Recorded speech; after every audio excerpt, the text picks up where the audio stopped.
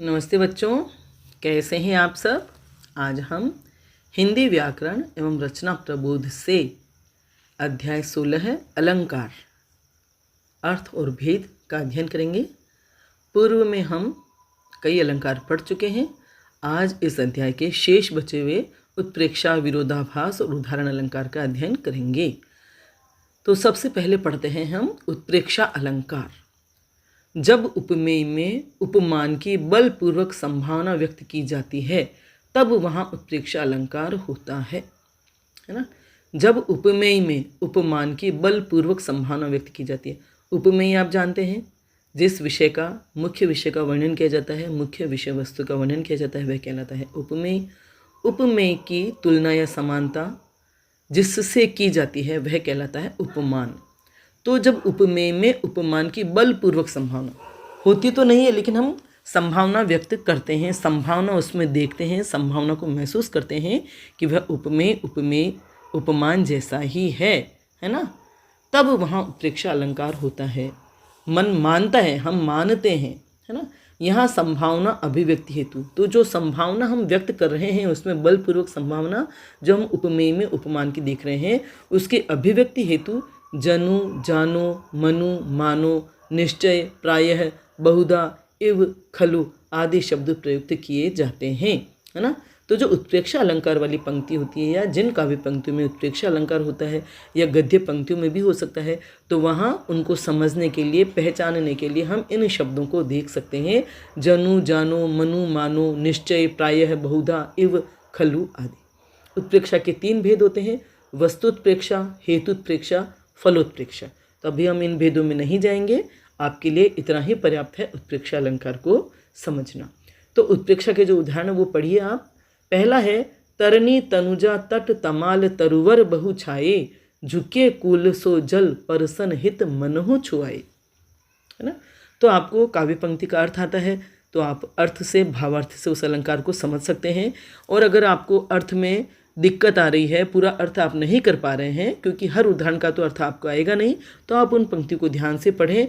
जहाँ पर भी ऐसे शब्द दिख जाएं, जनु, जानो, मनु, मानो या मानहु, मनहु, जनहु, जानहु, है ना, तो आप समझ जाए कि यहाँ उत्प्रेक्षा अलंकार है, यहाँ उपमेय में उपमान की संभावना की जा रही है। अब देखिए इस पंक्ति का अर्थ, तरनी तनुजा तट तमाल तरुवर बहु छाए। एक तो अनुप्रास अलंकार भी है, तय की आवृत्ति हुई है बार बार। तो तरनी यमुना नदी के किनारे, है ना। तनुजा, तरनी मने नदी, तनुजा मने यमुना। तो यमुना नदी के तट पर तमाल के तरुवर बहुत सारे छाए हुए हैं। यमुना नदी के किनारे तमाल के बहुत सारे वृक्ष खड़े हैं। झुके कुल सो जल परसन हित मनहु छुआए।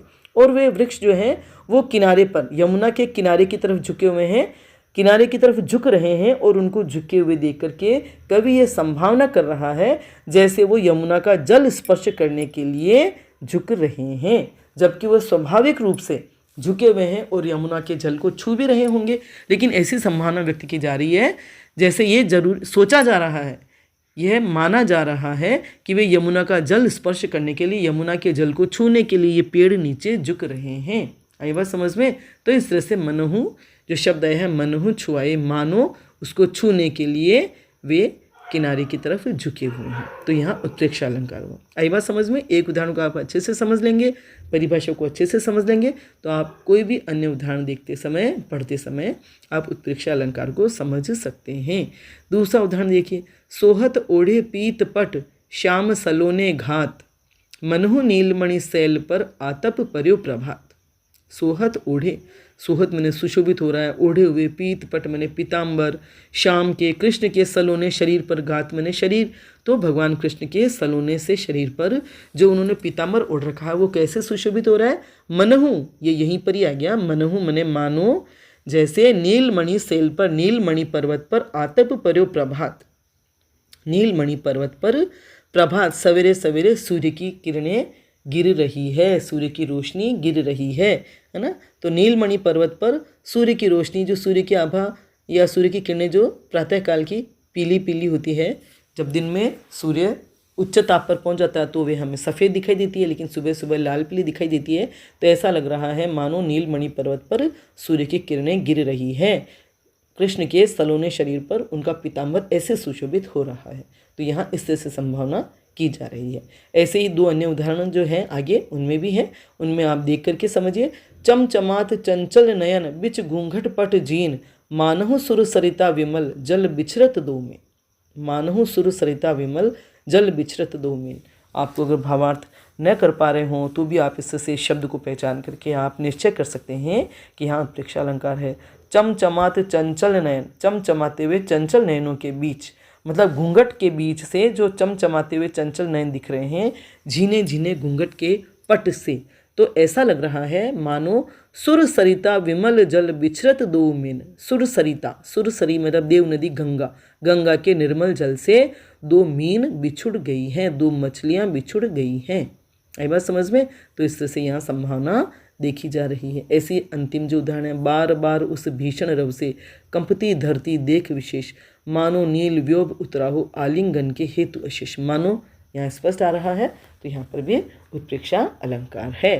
ठीक है, आगे चलते हैं हम। विरोधाभास, विरोधाभास, विरोध का आभास हो जहाँ, विरोध प्रतीत हो जहाँ, जहाँ वास्तविक विरोध न होते हुए भी विरोध का आभास हो, वहाँ विरोधाभास अलंकार होता है। जहाँ काव्य पंक्ति में या स्थिति में वास्तव में विरोध नहीं है लेकिन विरोध का आभास होता है, वहाँ विरोधाभास अलंकार होता है। देखिए उदाहरण, या अनुरागी चित्त की गति समुझे नहीं कोई, ज्यों ज्यों बूढ़े श्याम रंग त्यों त्यों उज्ज्वल होय। तो यहाँ आपको अर्थ समझ में आना जरूरी है।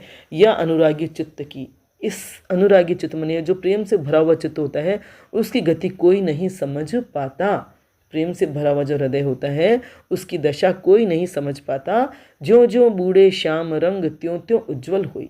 जैसे जैसे वह, या ज्यों ज्यों वह, बूढ़े मने डूबता है, श्याम रंग मने भगवान कृष्ण के श्याम के प्रेम के रंग में डूबता है, त्यों त्यों उज्ज्वल हुई, वैसे वैसे वह और भी पवित्र होता जाता है ना। कितनी ताज्जुब की बात है कि श्याम के रंग में जैसे जैसे मन डूबता है, उनसे जितना प्रेम करता है मन उतना ही उज्ज्वल होता है। काले रंग में डूब के कोई सफ़ेद होता है क्या, या काले रंग में डूब के कोई पवित्र या उज्ज्वल होता है क्या? लेकिन यहाँ विरोध न होते हुए भी विरोध का आभास हो रहा है कि श्याम रंग में डूबकर कोई कैसे उज्ज्वल हो सकता है ना। तो ये विरोध का आभास हो रहा है, तो यहाँ विरोधाभास अलंकार है। ऐसी दूसरा उदाहरण देखिए, तंत्री नाद कवित्त रस सरस राग रति रंग, अन बूढ़े बूढ़े तरे जे बूढ़े सब अंग। तंत्री नाद जो वाद्य यंत्र होते हैं है ना, जिनसे संगीत बजाया जाता है, तो तंत्री का स्वर निकालने वाले या तंत्रियों का नाद ध्वनि निकलने वाले वाद्य यंत्र, कवित्त रस कविताओं का रस, सरस राग रति रंग प्रेम रंग है, नृत्य है। तो जितने भी ये राग हैं या जितनी भी कलाएं हैं, तंत्री नाद कवित्त रस वाद्य यंत्र कविताएं सरस राग प्रेम का रंग, अन बूढ़े बूढ़े तरे जे बूढ़े सब अंग। जो इनमें नहीं डूबते हैं, इन कलाओं में, इन कलाओं के आनंद में, इन कलाओं के रस में जो नहीं डूबते, अन बूढ़े मने नहीं डूबना, वे तो डूब जाते हैं। अन बूढ़े बूढ़े जो नहीं डूबते हैं वो तो पूरा डूब जाते हैं, और तरे जे बूढ़े सब अंग, और जो सब अंगों से उनमें डूब जाते हैं, बूढ़े मने डूब जाते हैं, वे तिर जाते हैं, यानी उनका उद्धार हो जाता है। मतलब ये कि जिन इन रागों का सरस रागों का, सरस कलाओं का आनंद लेते हैं, जो इनमें डूब जाते हैं वो आनंद लेते हैं, और जो नहीं डूबते वे आनंद नहीं ले पाते। तो यहाँ तिरना का अर्थ आनंद से है। जो उसमें डूब गए वो बहुत आनंदित होते हैं, जैसे ब्रह्मानंद मिल गया है, और जो नहीं डूबते हैं इन कलाओं में, ऊपर ऊपर ही तैरते हैं, तो वो तैरते ही रहते हैं, बस वो डूबते ही नहीं है। मतलब वो उसमें डूब कर आनंद नहीं उठाते हैं, है ना। आई बात समझ में, भाव समझ रहे हो। लेकिन यह विरोधाभास माने विरोध नहीं होते हुए भी विरोध का आभास हो रहा है कि जो डूब जाते हैं वे तिर जाते हैं, और जो नहीं डूबते हैं वे डूब जाते हैं। मतलब यहाँ डूबने से मतलब है उनमें डूब कर आनंद लेने से है। जिन्होंने आनंद नहीं लिया उनका जीवन निस्सार है, और जिन्होंने आनंद लिया इन कलाओं का, उनका जीवन कुछ सार्थक है। आई बात समझ में। तो दोनों उदाहरण आपको समझ में आ गए। विरोधाभास में विरोध का आभास प्रतीत होता है। अगला है उदाहरण अलंकार। एक बात कहकर उसकी पुष्टि हेतु दूसरा समान कथन कहा जाए तब वहाँ उदाहरण अलंकार होता है। एक बात कही जाती है, कोई भी बात हम कहते हैं, और उसको पुष्ट करने के लिए जब हम उसके ही जैसी समान बात कहते हैं तब वह कहलाता है उदाहरण अलंकार। इस अलंकार में भी पहचानने के लिए आपको कैसे कैसे शब्द मिल सकते हैं, ज्यों जिमी जैसे यथा आदि वाचक समांतर दर्शाने हेतु शब्द प्रयुक्त होते हैं। आदिवाचक शब्द समानता दर्शाने हेतु प्रयुक्त होते हैं। समानता उस पहले कथन की समानता देने के लिए दूसरा जो कथन कहा जाता है तो उसके लिए ऐसे शब्द प्रयुक्त होते हैं। जैसे उदाहरण देखिए, जो पावे अति उच्च पद ताको पतन निदान, जो तपी तपी मध्यान्ह लौ अस्त होत है भान। कि जो भी व्यक्ति या कोई भी पावे अति उच्च पद, जो बहुत ऊंचे पद पर पहुंच जाता है या उच्च पद प्राप्त कर लेता है, उसका भी किसी न किसी दिन या एक दिन पतन अवश्य होता है। जो जैसे उस बात को कहने के लिए नीचे ये जो दूसरा कथन कहा गया है, उदाहरण दिया गया है, ज्यों जैसे तपी तपी मध्यान्ह लौ अस्त होत है भान। जो मध्याह्न तक, दोपहर तक जो सूर्य तपने लग जाता है वह भी शाम को अस्त होता है, मतलब उसका भी इस तरह से पतन होता है। दिन में तो वो बहुत बुरी तरह से तपता है, कोई सूर्य की धूप में निकलना ही नहीं चाहता उस ताप में, लेकिन उस सूर्य का भी अस्त शाम को, उस सूर्य के ताप का भी अस्त शाम को होता है। आई बात समझ में? तो मतलब जो भी उच्च पद पर पहुंचता है उसका पतन अवश्य होता है। अगला उदाहरण है, नीकी पे फीकी लगे बिनु अवसर की बात, जैसे बरनत युद्ध में नहीं श्रृंगार सुहात। एक बात कही है, नीकी पे फीकी लगे, भले ही बात मीठी हो, है ना, लेकिन फीकी लगती है। कब? बिनु अवसर की बात।